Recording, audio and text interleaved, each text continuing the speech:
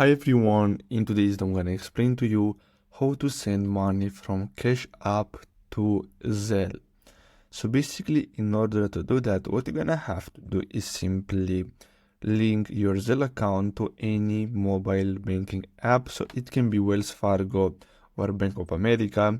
So after you do that, so usually you can find the Zelle within the app. So if you go to Wells Fargo transfer section, you're gonna see there Zelle. So all you have to do is simply set up an account, and then what you're gonna have to do in order to send money from Cash App to Zelle is to simply link that Wells Fargo bank account, in this case, to your Cash App account. So in order to do that, what you're gonna have to do is simply tap the profile icon, then simply go to linked banks and tap on a link bank, and then you're gonna have to link your bank account that has Zelle on it, and basically that's all you have to do.